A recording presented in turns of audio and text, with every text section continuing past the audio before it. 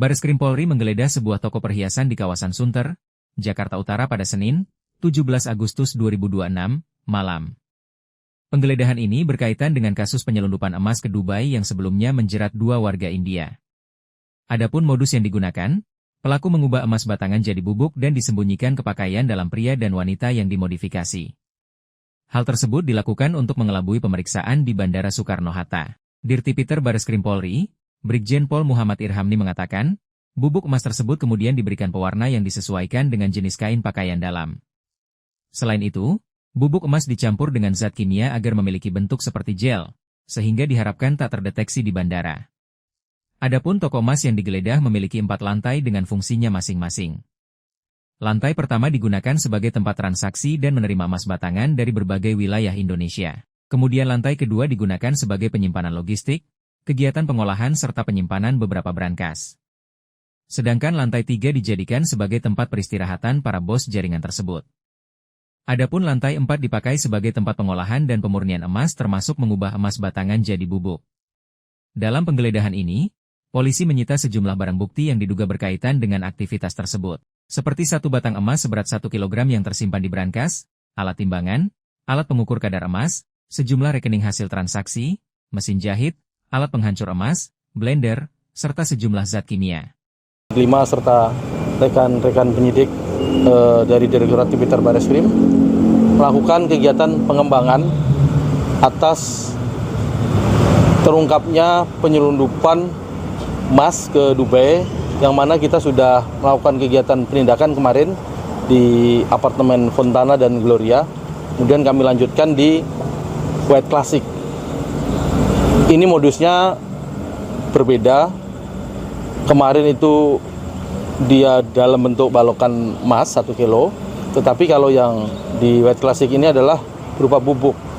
Jadi emas balok itu kemudian dihancurkan dengan alat menjadi bubuk, kemudian dimasukkan ke dalam celana dalam pria dan BH wanita. Di situ kemudian diberikan pewarna sesuai dengan jenis kainnya, kemudian diberikan zat kimia agar bisa berbentuk seperti gel untuk menghindari pemeriksaan di Bandara Soekarno-Hatta. Dalam penggeledahan ini, ruko ini ada 4 lantai. Yang pertama tempat transaksi mereka menerima barang dari seluruh Indonesia berupa emas batangan. Kemudian di lantai 2 itu ada beberapa kegiatan dan penyimpanan logistik mereka untuk merubah bentuk dan beberapa brankas yang kami temukan. Kemudian di lantai 3-nya adalah tempat sebos istirahat mereka, dan lantai 4 terakhir tempat pengolahan, pemurnian, sehingga mereka bisa membentuk dari balok emas tadi menjadi bubuk untuk menghindari pemeriksaan di Bandara Soekarno-Hatta, rekan-rekan. Ini satu kelompok. Kalau kita katakan satu gedung dan yang lain tidak bisa seperti itu, tetapi kelompok ini kurang lebih 30 kilo per hari. Mereka sama-sama mengumpulkan menerima dari wilayah seluruh Indonesia, kemudian dikumpulkan satu hari. Ada kurir yang menjual ke sini, kemudian ada kurir juga membawa ke luar negeri.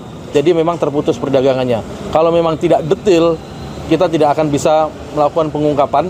Jadi kita harus tahu dari hulu, kemudian sampai hilirnya melintasi perlintasan di Bandara Soekarno-Hatta.